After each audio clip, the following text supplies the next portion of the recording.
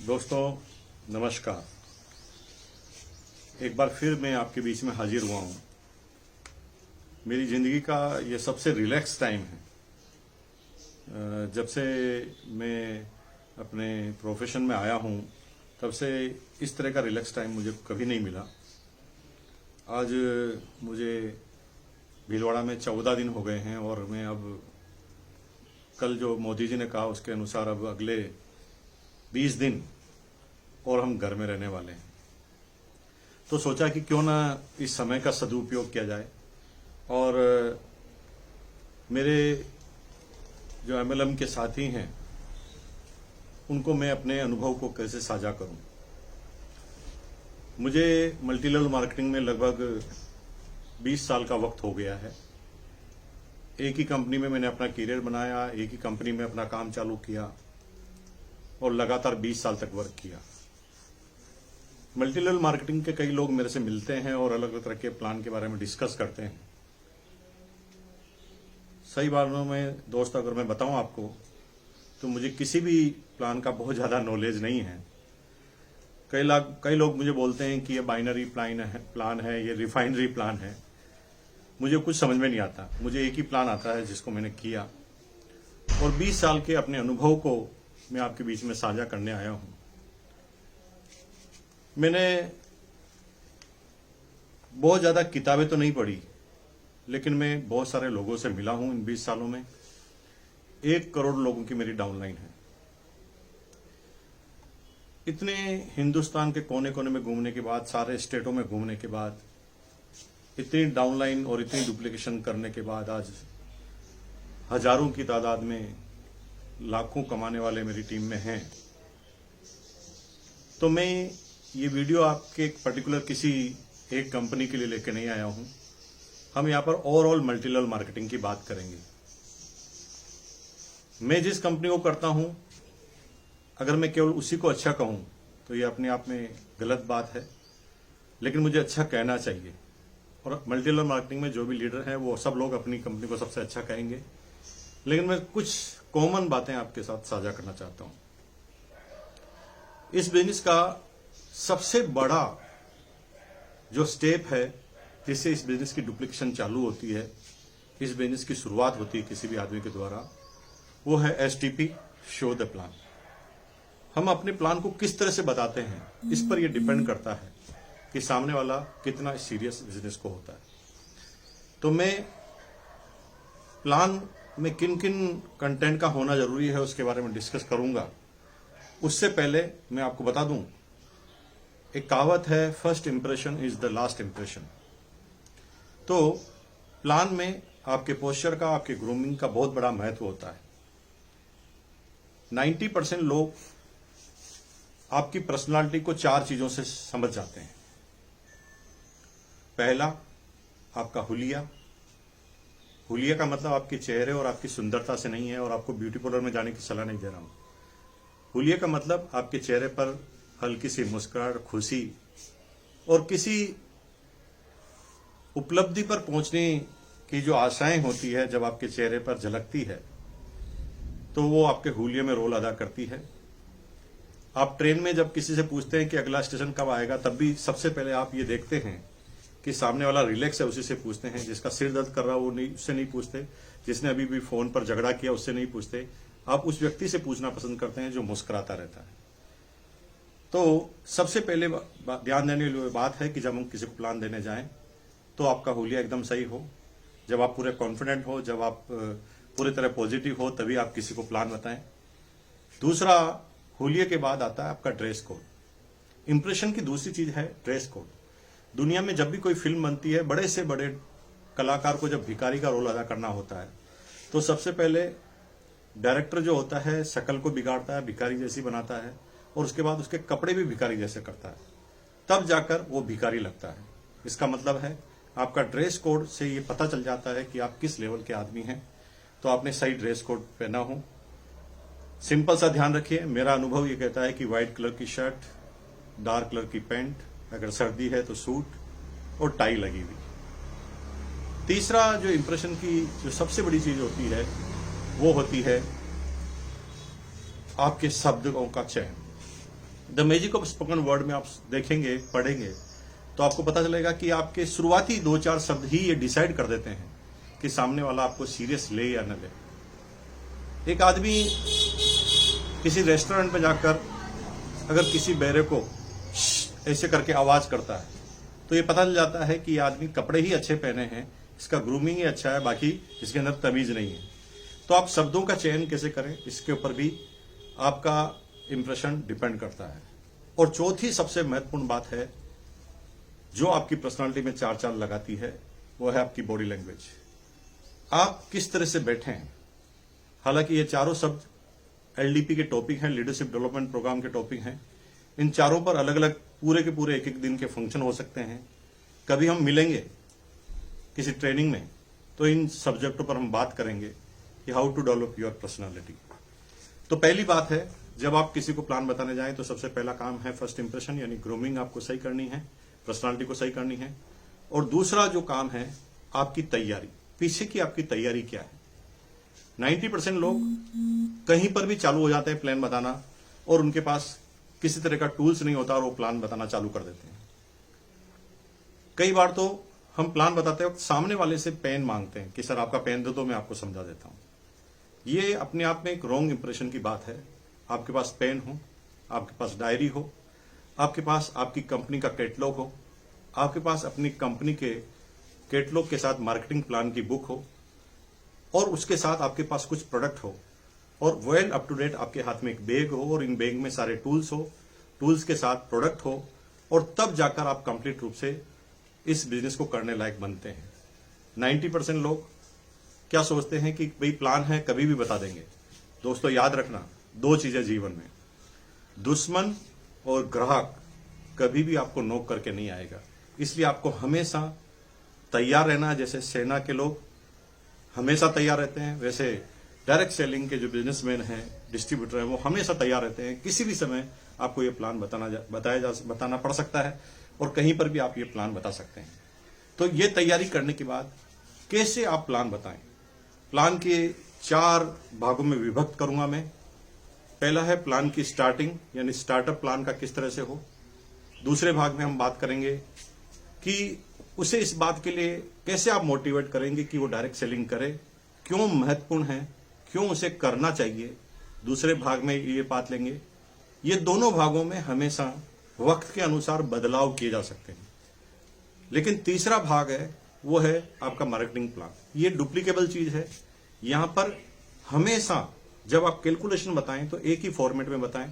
अगर आप 4 लेख से बता रहे हैं, अगर आप 3 लेख से बता रहे हैं, कंपनी को लेफ्ट साइड में लिख रहे हैं और कंज्यूमर को राइट साइड में लिख रहे हैं, तो आप हमेशा वैसा ही करें। क्योंकि जो लोग आपका प्लान देख रहे हैं हो सकता है वो बार बार प्लान देखें और उन्हें वो चीज याद हो जाए। क्योंकि अगर आपने हर बार अलग अलग तरह की कैलकुलेशन ली तो आपको बार बार कैलकुलेटर को हाथ में लेना पड़ेगा और वो आपका समय खराब करेगा। इसलिए आप एक ही तरह का प्लान जब भी आप कैलकुलेशन शो करें तो एक तरह की करें, ये डुप्लीकेबल होती है। और चौथे भाग में हम बात करेंगे कि हम जिस एमएलएम की बात कर रहे हैं उसी को क्यों करें। क्योंकि शुरू की 3 बातों में हमने हमारी कंपनी का जिक्र नहीं किया। हमने मल्टी लेवल मार्केटिंग का जिक्र किया, एक प्लान का जिक्र किया, लेकिन उस प्लान में सबसे महत्वपूर्ण बात चौथे नंबर पे आती है उस समय जब आप ये बताते हैं कि मैं जिस कंपनी का प्लान लेकर आया हूं उसे ही आपको क्यों करनी चाहिए। मल्टी लेवल मार्केटिंग में जब वो पॉजिटिव हो जाता है तो चौथे नंबर पे यही पॉइंट आपके लिए कारगर होता है। तो आइए दोस्तों, हम एक एक पॉइंट पे चलते हैं। सबसे पहला पॉइंट, स्टार्टअप। जब आप किसी के पास जाएं तो जाते ही अगर आप उसको प्लान शो करना चालू कर देंगे तो हो सकता है वो किस दुविधा में हो, उसके दिमाग में कोई बात घूम रही हो, और उस समय आप जब directly hand to hand plan चालू कर देंगे तो सामने वाला आपसे कांटेक्ट जुड़ेगा नहीं और वो दूसरी दिशा में हो सकता है सोचे। इसलिए सबसे पहले ज्यादा जरूरी है कि आप उससे फेमिलियर हो जाइए, उसका हालचाल पूछिए, उसका परिचय लीजिए, अपना परिचय दीजिए, और जब वो आपसे एकदम फेमिलियर की तरह बिहेव करना चालू करें तो उसके बाद आप उसके इंट्रोडक्शन से जानिए कि उसकी जरूरत क्या है। हर आदमी जो बिजनेस करता है उसके अलग अलग नजरिया होता है करने का, अलग अलग सोचने का नजरिया होता है। कुछ लोग इस बिजनेस में पैसे के लिए इस बिजनेस को करते हैं, और मैं आपको बता दूं मेरा ये अनुभव है, चाहे लोग कितनी भी बड़ी बड़ी बातें करें कि मुझे पैसा नहीं चाहिए, मुझे ये नहीं चाहिए, लेकिन दुनिया में सबसे ज्यादा कोई चीज हमें अट्रैक्ट करती है तो वो पैसा है। इस बात को आपको समझना चाहिए। चाहे मुकेश अंबानी के पास भी खूब सारा पैसा है, लेकिन जब उसे कोई नया प्रोजेक्ट बताया जाता है तो प्रॉफिट वाला प्रोजेक्ट बताया जाता है तो ही वो करता है। इसका मतलब फर्स्ट इंप्रेशन जो है वो पैसा ही है। तो हमें ये पता करना है कि वो पैसों के लिए इस बिजनेस को करेगा, और साथ में हमें ये पता करना है कि अगर वो थोड़ा सा अपने आप को इकोनॉमिकल साउंड समझता है, अच्छा समझता है, तो हो सकता है वो नेम और फेम के लिए इस बिजनेस को करे। कुछ लोग जिनके बच्चे हैं, फैमिली है, कुछ लोग इसे सिक्योरिटी के लिए करना चाहेंगे, और कुछ लोग जिनके जीवन में बिल्कुल टाइम ही नहीं है तो वो इस बिजनेस को टाइम को करना चाहेंगे। तो आप उसकी कंफर्ट जोन को जानिए, वो क्या चाहता है जीवन में। अगर वो बहुत ज्यादा बिजी है तो आप अपनी टाइम से बात चालू कर सकते हैं कि हम इस बिजनेस में टाइम ही पैदा कर सकते हैं। अगर उसकी बिजनेस जीवन सिक्योर नहीं है, वो नौकरी तो करता है लेकिन पर्टिकुलर उसकी एक स्किल की वजह से वो पैसा कमा रहा है, तो वो अपनी लाइफ को सिक्योर करना चाहता है, अपने बच्चों को, अपनी बीवी को सिक्योर करना चाहता है, परिवार को सिक्योर करना चाहता है, तो सिक्योरिटी के लिए उस बिजनेस को करेगा। कुछ लोग बहुत बिजी हैं, टाइम नहीं है तो टाइम के लिए करेंगे। कुछ लोग पैसों के लिए करेंगे, और पैसा चीज आती है 80% लोग इस बिजनेस को पैसों के लिए ही करते हैं।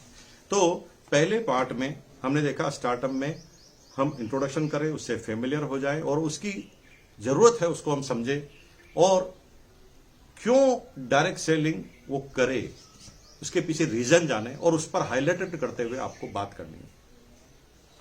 तीसरे फेज में आपको मार्केटिंग प्लान शो करना है। मैंने यहां पर पहले भी आपको कहा, यहां पर जब मार्केटिंग प्लान शो करेंगे, जो कैलकुलेशन शो करेंगे, उस कैलकुलेशन के अंदर कभी भी आप बदलाव न करें, यह डुप्लीकेबल होता है। नहीं तो हर बार आप अलग अलग तरह का एग्जाम्पल ले लेंगे तो आपको समझाने में टाइम भी लगेगा और आप खुद कॉन्फिडेंट कम हो जाएंगे, बार बार आपको कैलकुलेटर हाथ में लेना पड़ेगा।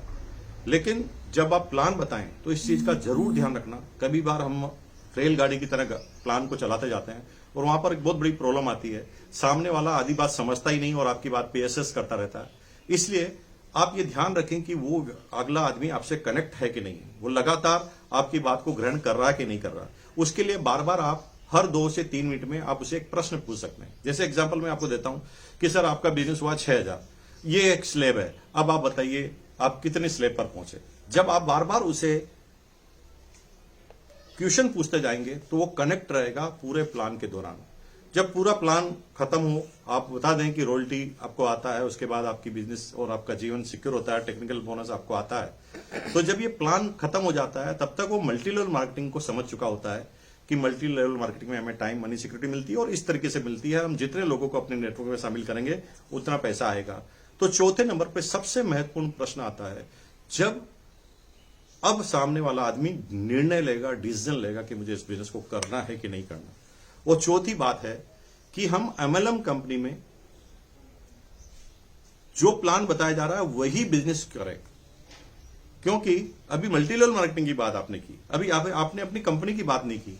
तो अब ये डिपेंड करेगा कि कंपनी आप ही की क्यों सिलेक्ट करें, उसके बारे में आपको क्लियर करना पड़ेगा। जैसे एग्जांपल, जीवन में हम सब काम पैसों के लिए करते हैं और हर जगह कोई भी आदमी समय खर्च करके ही पैसा कमा सकता है। जीवन में पैसा कमाने का तरीका है समय खर्च करो, पैसा कमाओ। लेकिन मल्टी लेवल मार्केटिंग में आप समय खर्च नहीं करते, समय का निवेश करते हैं। जैसे मैं 1 घंटा किसी को प्लान बताता हूं, तो अगर वो मल्टी लेवल मार्केटिंग ज्वाइन कर लेता है, मेरी कंपनी ज्वाइन करता है, तो 1 घंटे वो हमेशा काम करेगा। जब वो अपने लिए काम करेगा तो 1 घंटा वो मेरे लिए भी काम होगा। यानी मैं 1 घंटा दूंगा और जिंदगी भर उसके द्वारा दिया गया घंटा वापस लूंगा और उसके द्वारा दिया गया समय, उसकी टीम के द्वारा दिया गया समय का जो हिसाब किताब मैं वापस लूंगा। इस तरह मेरे पास टाइम मल्टीपल हो जाएगा। अगर 8 घंटे में मैं 1000 कमाता हूं तो 16 घंटे में 2000 कमाऊंगा, 24 घंटे में 3000 कमाऊंगा। जब मैं एक एक करके अपनी टीम को बढ़ाता जाऊंगा, लोग टाइम देने के लिए तैयार हो जाएंगे, तो मेरा टाइम भी बढ़ जाएगा। मुकेश अंबानी हो चाहे जितने भी बड़े बिजनेसमैन हो, वो सिर्फ कामयाब तब हुए हैं जब उन्होंने लोगों के समय को अपनी सक्सेस के लिए लगाया। जैसे मुकेश अंबानी जी अगर एक पेट्रोल पंप खोलते तो खुद ही वहां पर बैठते, लेकिन उन्होंने एक प्रोजेक्ट बनाया और उन्होंने कहा कि भाई मेरे पास ये प्रोजेक्ट है, अगर तुम्हारे पास इतना पैसा है, इतनी जमीन है तो मेरे पास आओ, और जो पेट्रोल पंप पर प्रॉफिट हो उसका 90% तुम रख लेना, 10% मुझे दे देना। अब उन्होंने 9500 मान लो एग्जाम्पल पेट्रोल पंप खोल दिए, तो 9500 पेट्रोल पंप से 10% का टाइम सब जगह से आएगा। अगर हर पेट्रोल पंप से उसके पास 2 घंटे आते हैं तो आपको आश्चर्य होगा कि 9500 × 2 यानी 19,000 घंटे वो एक दिन में कमा लेता है। तो उसकी इनकम भी उसी हिसाब से मल्टीपल हो जाती है, क्योंकि 8 घंटे में अगर 1,000 है तो 19,000 घंटे में कितना पैसा होगा। तो यहां पर मल्टी लेवल मार्केटिंग क्यों करनी है और आप ही की कंपनी क्यों करनी है? क्योंकि हम समय इन्वेस्ट कर रहे हैं। समय दुनिया का सबसे महत्वपूर्ण चीज है। पैसा अगर हमें नुकसान भी हो गया तो पैसा तो हम फिर कमा सकते हैं, लेकिन अगर किसी कंपनी में हमने 3 साल डाल दिए और वो कंपनी ही नहीं रही तो हमारे 3 साल को वापस लाने का कोई तरीका नहीं है मेरे भाइयों। इसलिए किसी भी कंपनी को ज्वाइन करते वक्त उस कंपनी का प्रोफाइल आपको देख लेना जरूरी है। तो मल्टी लेवल मार्केटिंग में आप ही की कंपनी क्यों करें, उसमें सबसे पहले कंपनी की प्रोफाइल लें। कंपनी की प्रोफाइल में आप बताएं कि ये कंपनी कितनी पुरानी है, कितने सालों का इसका अनुभव है, कितना इसका इंफ्रास्ट्रक्चर है, कितने इसके पास डिपो है, कितना पिकअप सेंटर है, कितनी इसकी फैक्ट्रियां हैं, ये प्रोडक्ट खुद उत्पादन करती है कि नहीं करती। पहले पॉइंट पे आप ये लेंगे। दूसरे पॉइंट में आप ले सकते हैं आपके प्रोडक्ट जो है उसमें 3 पॉइंट लेने पड़ते हैं। सबसे पहले प्रोडक्ट की क्वालिटी क्या है, प्रोडक्ट की रेट क्या है और प्रोडक्ट की रेंज क्या है। तो आपको वहां पर रेट का कंपैरिजन भी करना है, क्वालिटी के बारे में भी डेमो आप कर सकते हैं। प्रोडक्ट के क्वालिटी, डेमो और रेट के बारे में बताएं।